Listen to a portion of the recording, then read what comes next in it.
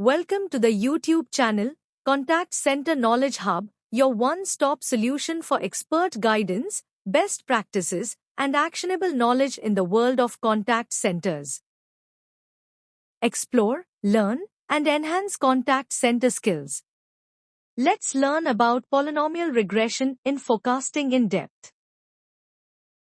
Now let's understand polynomial regression in forecasting. Polynomial regression is an extension of linear regression that helps us model curved, or nonlinear, relationships between a dependent variable, y, and one or more independent variables, x. It becomes extremely useful when the data shows systematic curvature rather than a straight line trend. In other words, the relationship is real and consistent, but it bends.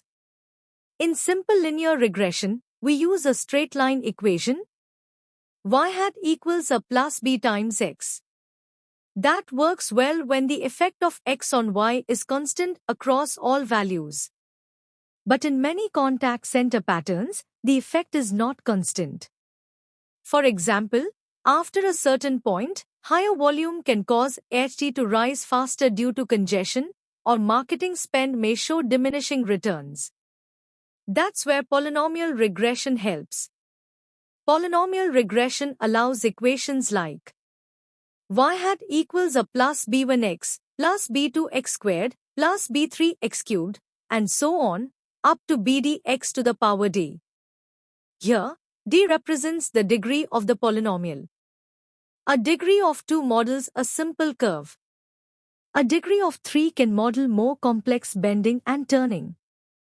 So the key takeaway is this.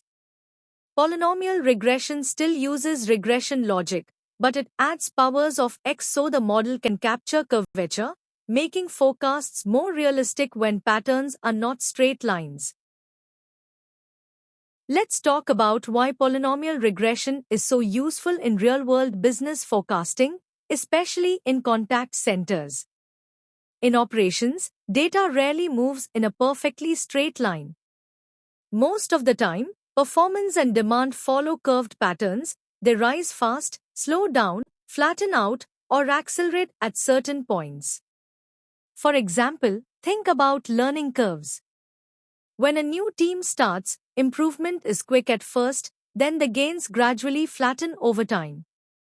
The same thing happens with HT, average handle time. Initially, HT drops rapidly as agents get familiar with the process. But after a few weeks, that reduction slows down and stabilizes. Now look at volume behavior. During peak seasons, volume growth doesn't increase evenly. It often accelerates as demand builds momentum. And with digital adoption, the pattern can be even more dramatic. Adoption often grows exponentially, not linearly. Customer demand also has a natural ceiling. At higher levels, demand can begin to saturate, meaning it rises, but eventually slows because the market reaches its limit. Even productivity behaves this way. It increases as systems improve and teams mature, but only up to a certain point, after which improvement becomes marginal. So what does polynomial regression do? It gives us a practical way to capture these curved relationships without jumping straight into complex machine learning models. In short, when your business data bends, polynomial regression helps your forecast bend with it, accurately, clearly, and in a way that remains easy to explain. Alright, now let's understand what polynomial regression actually does in a simple and practical way. Polynomial regression starts by taking your input variable, usually time, like month 1, month 2, month 3, or any business driver such as volume, staffing, or adoption rate. Then it transforms that input into multiple power terms.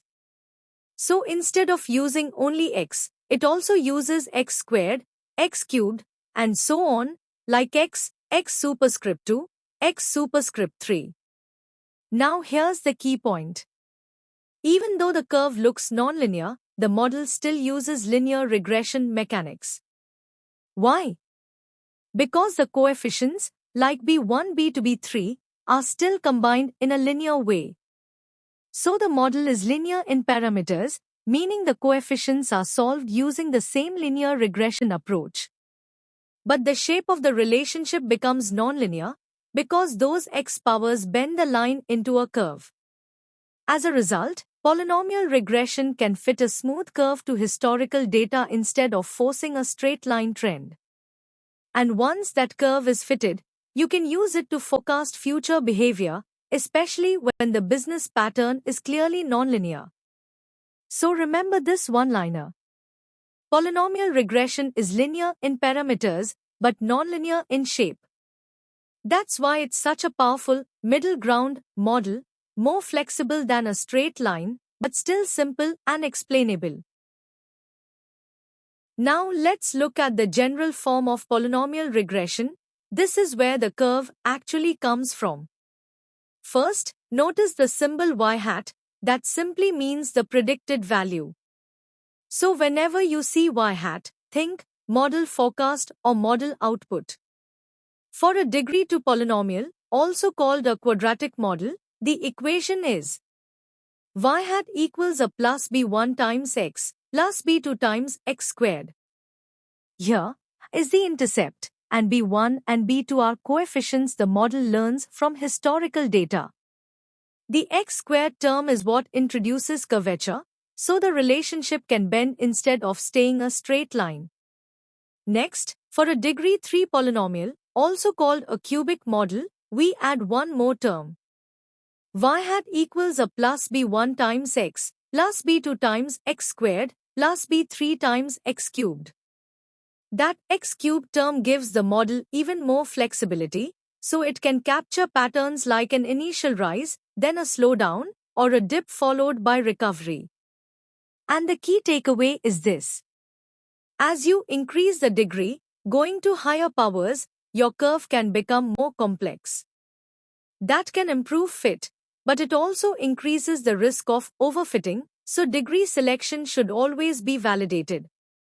So, polynomial regression is simply linear regression extended with power terms to model real business curves more realistically.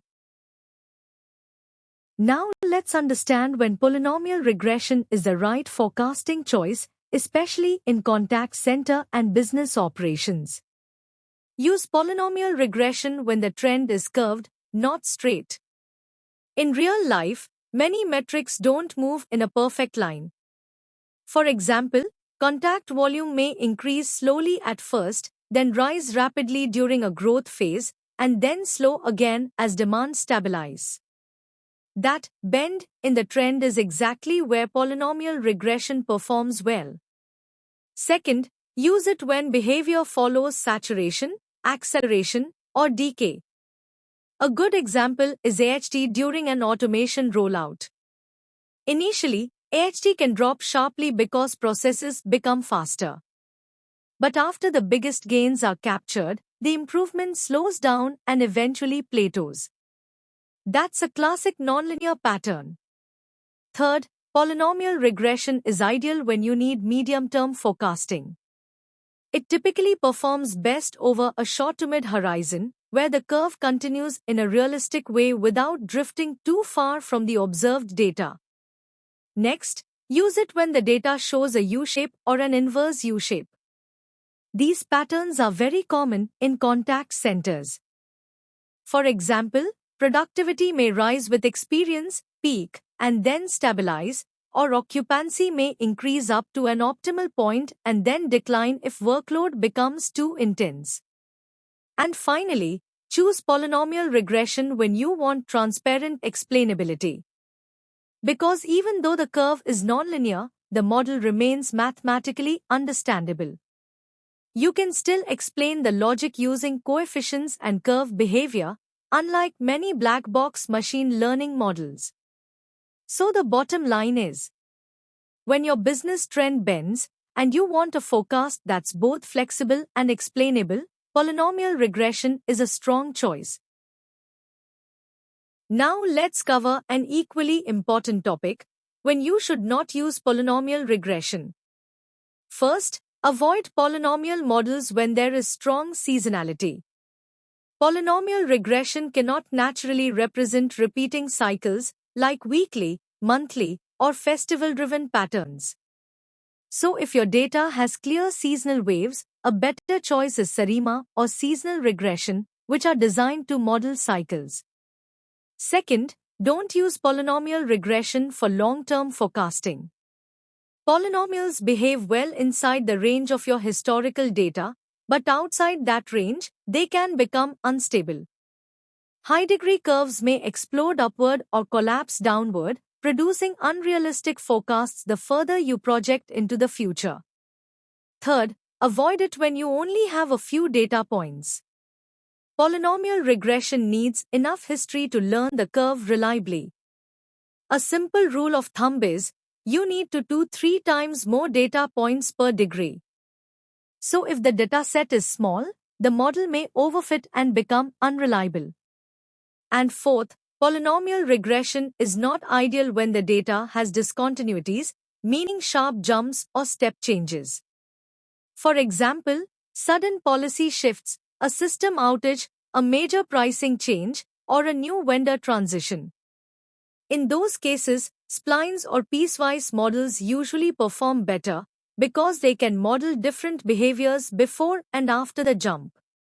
So remember, polynomial regression is great for smooth curved patterns, but it's the wrong tool for cycles, long horizons, limited data, or sharp breaks in behavior. Alright, let's begin the step-by-step process for building a polynomial regression forecast. Step 1 is simple but critical. Assign a time index, X. Think of X as your structured input timeline. If you're forecasting monthly data, then assign month 2, month 3, and so on. If it's weekly, then week 1, week 2, week 3. And if it's daily, then day 1, day 2, day 3, continuing in sequence. The key idea is a continuous numeric predictor, not text labels. So instead of writing January, February, March, you convert them into numbers like 1, 2, 3. Why does this matter? Because polynomial regression uses X to create power terms later, like X cubed. And that only works when X is numeric and consistently ordered. So, step 1 sets the foundation. Create a clean time index X, so the model can learn the pattern, the curve, and the direction over time. Now we move to step 2, add polynomial terms. Once your time index X is ready, polynomial regression expands that single input into multiple power-based features. So we transform X into X to the power 1, which is just X itself, written as X superscript 2. X cubed, written as X superscript 3. And we continue like this, all the way up to the degree you choose, which we call degree D. So if your model is degree 2, you include X and X superscript 2. You include X, X superscript 2, and X superscript 3. Now why do we do this? Because these power terms give the model the ability to bend. A straight line model only learns a linear trend. But once you add X superscript 2 and X model can capture curves like acceleration, flattening, saturation, or even U-shaped patterns. So remember, step 2 is where we create the curve building blocks. We're not changing the target yet, we're simply giving the model richer inputs so it can learn nonlinear behavior from the same timeline. Now we move to step 3, fit the model using ordinary least squares, OLS. At this stage, you already have your input features ready. X, X squared, X cubed, depending on the degree you selected. Now the model's job is to estimate the coefficient. That means it calculates A, the intercept or starting baseline, B1, B2, B3, the weights for each polynomial term, And how does it choose these values? Using ordinary least squares, or OLS. OLS finds the sense that makes the model's predictions as close as possible to the actual historical values. In simple terms, it minimizes the total prediction error. Specifically, it minimizes the sum of square differences between actual values and predicted values. So the model is asking what values of A, B1, B2 and B3 will create the best fitting curve for my data? Once these coefficients are estimated, your polynomial regression equation is fully defined, and you're ready to generate fitted values and forecasts. So remember, step 3 is where because the model learns the coefficients that best match your history. Now we move to step 4, evaluate the model, because a curve that looks good is not always a curve that forecasts well. After fitting polynomial regression, you must check whether the model is accurate, stable, and not overfitting. Start with R-squared or R superscript 2. This tells you the basic fit, how much of the variation in your historical data is explained by the model. But R superscript 2 alone can be misleading, especially with polynomial models, because adding more degree terms often increases R superscript 2 automatically. That's why we check adjusted R superscript 2. Adjusted R superscript 2 penalizes unnecessary complexity and tells you whether the extra polynomial terms are genuinely improving performance or just adding noise. Next, evaluate error metrics. RMSE, root mean squared error, which highlights large errors. MAPE, mean absolute percentage error, which gives percentage accuracy. WAPE, weighted absolute percentage error, which is often more stable for operational volume metrics. Then review residual plots. Residuals are simply actual minus predicted. A healthy model produces residuals that look random, scattered around zero, with no pattern. If residuals show a curve, clusters, or a trend, that's a signal the model is missing something. And finally, do an overfitting check.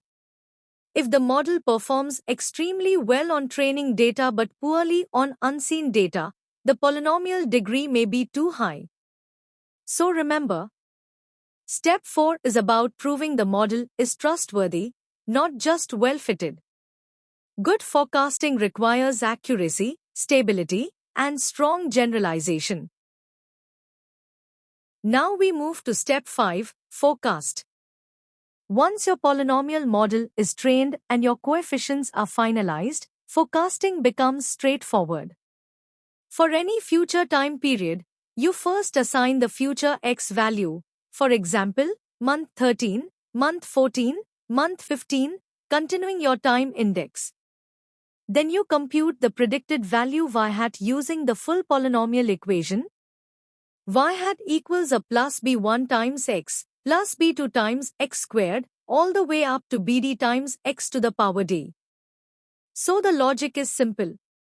Plug in the future x, calculate x superscript 2, x superscript 3, and higher powers if needed, and the model generates the forecast from the curve it learned from history. Now step 6 is critical, validate using test data. This step protects you from the biggest risk in polynomial models, overfitting. A polynomial curve can fit history extremely well, especially at higher degrees, but that doesn't guarantee it will forecast accurately. So you validate by testing the model on data it has not seen. That could mean holding out the last few periods as a test set, or using a rolling validation approach, where you train on earlier months and test on the next month repeatedly. If performance drops sharply on test data, it's a sign the degree is too high or the relationship is not stable. So remember, step 5 produces forecasts. Step 6 proves those forecasts are reliable. Now we are at step 6, validate using test data, and this step is absolutely critical.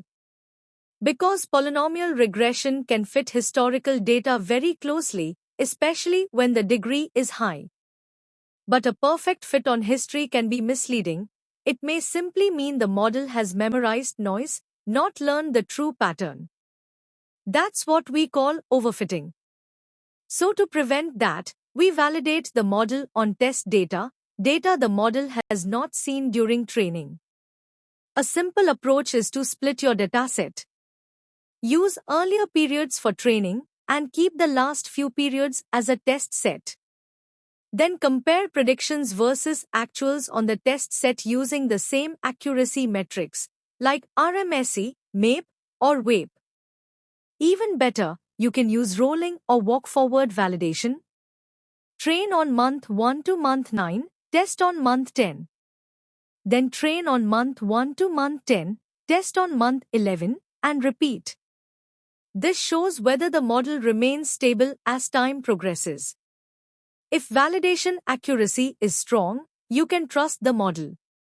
If accuracy drops sharply, it's a red flag, meaning the polynomial degree may be too high or the trend is not consistent. So remember this. Step 6 is where your model earns credibility. Forecasting is not about fitting the past, it's about performing on the future. Now let's answer a very practical question. Which polynomial degree should you choose? Start with degree 1. Degree 1 is simply a linear trend, a straight line. Use this only when the data trend is mostly straight and consistent, without meaningful bending. Next is degree 2, also called a quadratic model. This is the most commonly used option in business forecasting because it captures realistic curves. A degree 2 polynomial can capture general curvature, U-shaped or inverse U-shaped patterns, and flattening trends where improvement slows over time. This makes it ideal for contact center metrics like AHT decay, agent learning curves, and automation impact curves, where the change is fast initially, then levels off. Then we have degree 3, also called a cubic model. Degree 3 captures more complex behavior, like S-shaped patterns or wave-like transitions. For example, slow growth, then rapid acceleration, then stabilization, or a dip followed by recovery. Now, degree 4 and above is generally not recommended for forecasting. Why? Because higher degrees come with a high risk of overfitting, unstable coefficients that change dramatically with small data shifts, and poor long-term forecasting because the curve can explode or collapse outside your data range. So here's the rule of thumb. For most forecasting use cases, especially in operations, degree 2 or degree 3 is the sweet spot, enough flexibility to capture real-world curves without losing stability and explainability. Alright, let's walk through a simple, practical example of forecasting AHT using polynomial regression. We have historical AHT data in seconds. Month 1, 540. Month 2, 520. Month 3, 490. Month 4, 470. Month 5, 455. Month 6, 450. Now observe the pattern. AHT drops fast in the beginning, and then it starts stabilizing slowly. This type of fast decline, then plateau, behavior is a perfect fit for a quadratic model, which is a degree 2 polynomial. So we use the quadratic equation. Y hat equals 560 minus 24 times x plus 1.8 times x squared. Now let's interpret what this means. The minus 24 times x term shows the model is pushing AHT downward, so initially, AHT declines quickly. The plus 1.8 times x squared term acts like a braking force. As x gets larger, this positive squared term increases, which slows down the decline over time, creating the plateau effect. Now let's forecast month 7. We plug x equals 7 into the equation. Y hat for month 7 equals 560 minus 24 times 7 plus 1.8 times 49. That becomes 560 minus 168 plus 88.2, which equals 480.2 seconds. So the forecasted AHT for month 7 is 480.2 seconds. And notice the key takeaway. The curve predicts that AHT is stabilizing, exactly what we expect in real operations after the initial improvement phase. Now let's talk about one of the biggest advantages of polynomial regression, interpretability in business terms. Unlike many black box models, polynomial regression doesn't just give a forecast, it helps you answer real operational questions. For example, it can help you ask, is the demand accelerating or is it slowing down? Here's the business logic. If your higher order coefficients, like B2 or B3, are greater than 0, the curve tends to bend upward. That usually signals acceleration, meaning demand is increasing faster over time. Next question. When will the trend flatten out? Flattening means the rate of change becomes very small. Mathematically, we check where the derivative approaches 0, but in simple terms, it's the point where growth or improvement stops speeding up and starts stabilizing. Another key insight is, where is the inflection point? The inflection point is where the curve changes behavior, where growth shifts from increasing faster to increasing slower, or vice versa. In a contact center context, this could represent the moment when an automation rollout stops delivering rapid AHT improvement, or demand stops accelerating and begins stabilizing. And these insights are not just academic, they directly support business decisions such as WFM hiring plans, when to ramp, and when to pause hiring. Technology investment phasing, when automation returns will slow down. Capacity expansion, when to add seats, licenses, or shifts. Budget forecasting, because the curve tells you whether cost and demand are rising steadily, accelerating, or flattening. So the key takeaway is, polynomial regression gives you a forecast you can explain, and a curve you can use to plan ahead with confidence. Now let's summarize the key advantages of polynomial regression and why it's so popular in business forecasting. First, polynomial regression captures nonlinear patterns. That means it can model curve trends like acceleration, flattening, saturation, or decay much more accurately than a straight-line model. Second, it's easy to compute. Even though the output is a curve, the method still relies on standard linear regression techniques to estimate coefficients, so it's not computationally heavy. Third, polynomial regression is transparent and explainable. You can interpret the role of each term, like x, x squared, x cubed, and explain why the curve bends the way it does. This is a major advantage compared to black box approaches like many neural networks or complex tree ensembles. Fourth, it works especially well for medium-term forecasts. When the data is clearly nonlinear, polynomial regression typically fits better than simple linear models without becoming overly complex. And finally, there's no need for sophisticated algorithms. You can implement polynomial regression in Excel, Python, R, or even calculate it manually for small examples. So overall, polynomial regression gives you the best of both worlds. A flexible curve for real-world business behavior, and a simple, explainable model that's easy to implement. Now let's be realistic. Polynomial regression is powerful, but it also has important limitations you must watch out for. First, there is a clear overfitting risk at higher degrees. As you increase the degree, going from quadratic to cubic and beyond, the model can start fitting noise instead of signal. It may look perfect on historical data, but perform poorly on new or future periods. Second, polynomial regression has poor extrapolation. It behaves well within the historical time range, but outside that range, the curve can become unstable.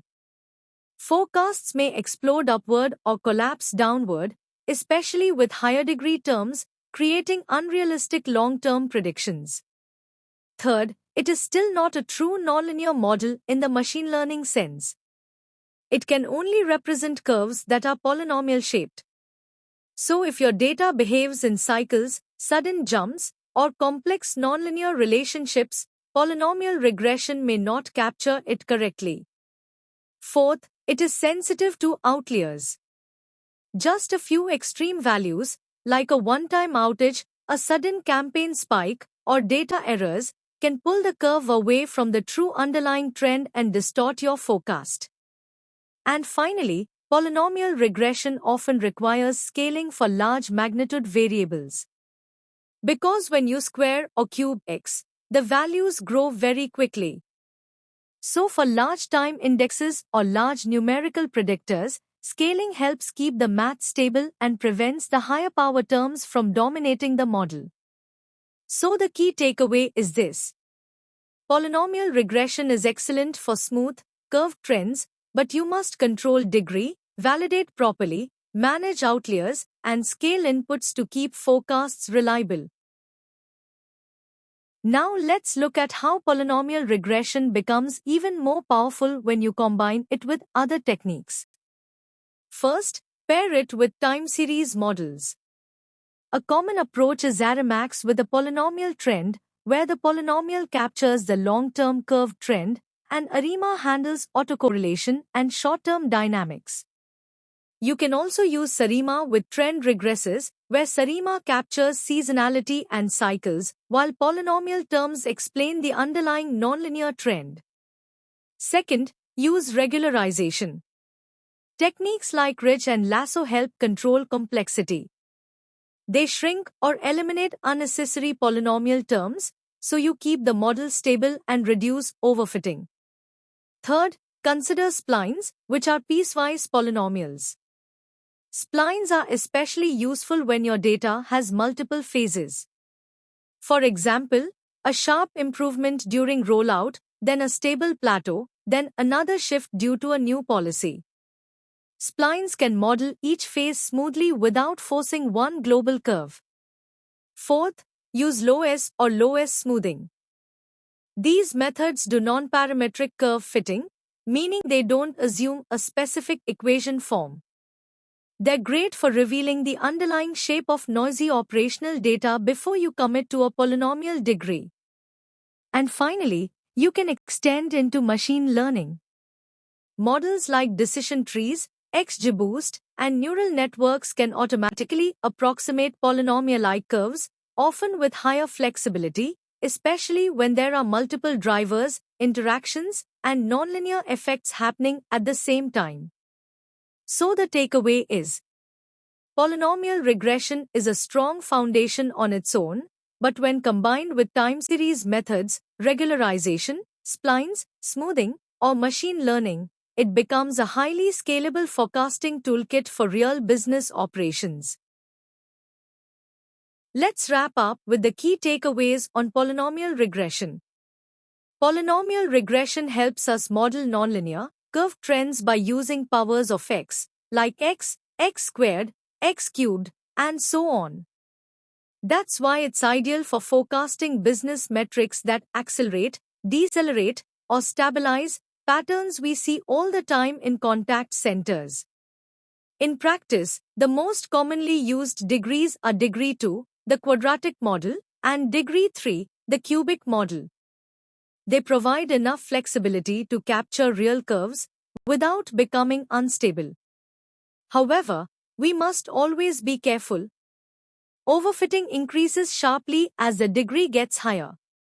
So higher degrees may fit history perfectly, but fail in real forecasting, especially outside the historical range. The good news is polynomial regression remains easy, transparent, and explainable. It works smoothly within traditional regression frameworks, so it's compatible with standard analytics processes and governance. And from a contact center perspective, it's especially useful for AHT forecasting, demand curves, productivity and occupancy curves, and broader growth patterns in volume and digital adoption.